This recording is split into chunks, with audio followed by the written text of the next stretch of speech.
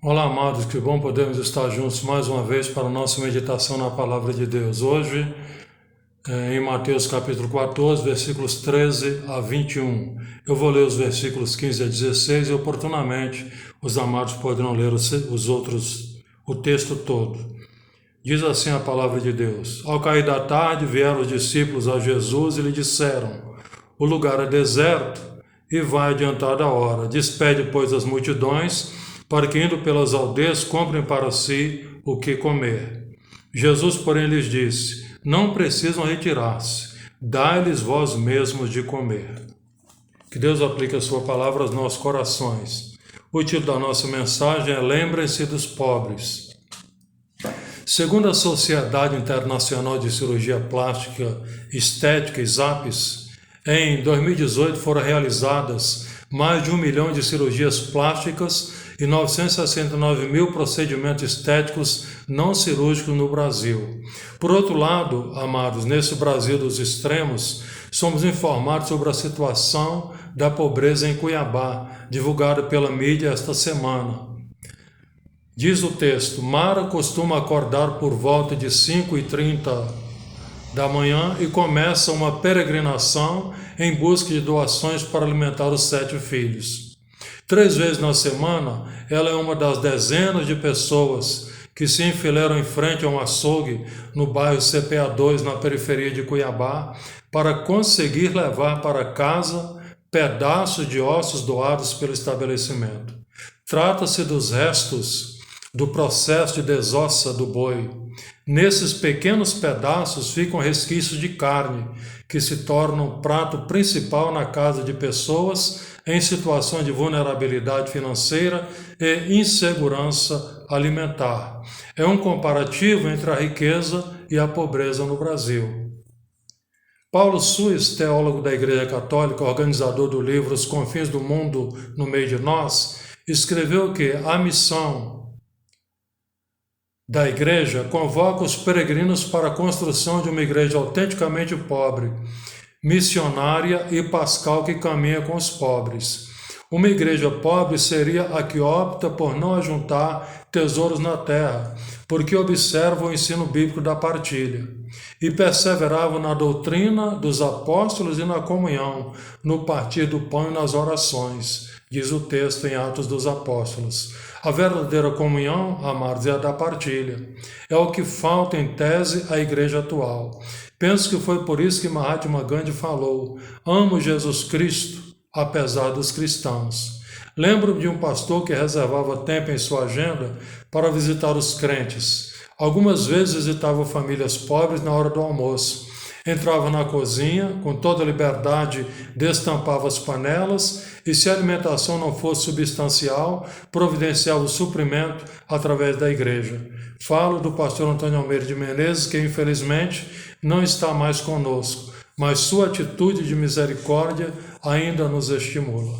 A linguagem pascal, como escreveu Paulo Suess, é pouco afeita a grande parte das maiores igrejas brasileiras, cujos líderes, felizmente a minoria, é seguidora da doutrina de Pôncio Pilatos, aquele que teve o privilégio de estar diante da verdade, mas preferiu utilizar o poder para crucificar a verdade.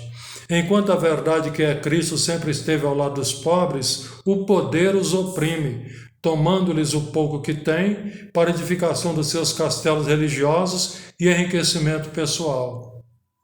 Quando o Senhor Jesus disse ao apóstolo Filipe: dai-lhes vós mesmos de comer, era uma forma de responsabilizar e identificar o ministério apostólico com os pobres. No livro de Deuteronômio, capítulo 15, versículos 7 a 9, lemos que não devemos endurecer o coração e nem fechar as mãos ao irmão pobre. Quem são os pobres? De acordo com o IBGE, dados de 2019, 51,7 milhões de brasileiros são pobres e 13,7 milhões de pessoas vivem na extrema pobreza. Os pobres são aqueles que ganham até R$ 30 por dia. Todavia, há quase 15 milhões de desempregados que, portanto, nada ganham. Enquanto isso, sabes que o Brasil é o quarto maior produtor de grãos do mundo e em 2020 o rebanho bovino brasileiro foi o maior do mundo, representando 14,13%, com 217 milhões de cabeças. Como entender esses extremos? Boi no pasto e panela vazia. Outro dado importante é relacionado à pobreza. 40% dos municípios brasileiros não têm esgotamento sanitário e 35 milhões de pessoas não possuem água tratada em suas casas. O texto base da nossa meditação, amados, mostra algumas respostas à ordem do Senhor Jesus: dai-lhe vós mesmos de comer. Primeiro, os discípulos pedem a Jesus para despedir a multidão de 5.000 pessoas. Depois Filipe fala: não lhes bastariam 200 denários de pães para receber cada um seu pedaço. Em seguida, André apresenta uma solução. Está aí um rapaz que tem 5 pães de cevada e 2 peixinhos. Mas isto que é para tanta gente? Eles falaram aquilo que nós hoje certamente falaríamos, palavras da mente e não do coração. A primeira solução foi eximirem-se da responsabilidade. A segunda foi relacionada à grande despesa que geraria em alimentar a multidão. A terceira, a transferência da solução e a falta de confiança em sua proposta. Todavia, lá estava o Senhor Jesus para operar um milagre, e eles não atentaram a isso. Quando não temos a solução, o Senhor tem. Atentemos para isto. Creiamos assim. O que as igrejas podem fazer pelos pobres do bairro onde estão plantadas? Com criatividade, encontrarão formas sociais para ajudar as pessoas carentes a desenvolver alguma atividade à sua subsistência. Realização de uma pesquisa feita pela própria igreja para identificar as necessidades das pessoas, a mão de obra disponível dos residentes, a possibilidade de participação e sua inclusão em projetos poderá ser o ponto de partida.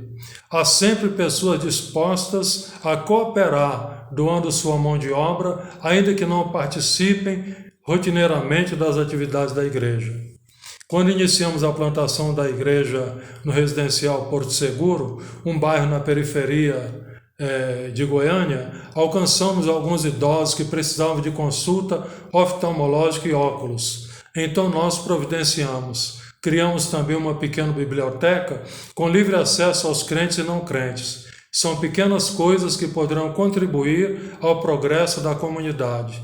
Isso dará maior credibilidade à evangelização, porque a fé sem obras é morta. As igrejas pobres da Macedônia nos ensinam generosidade e altruísmo.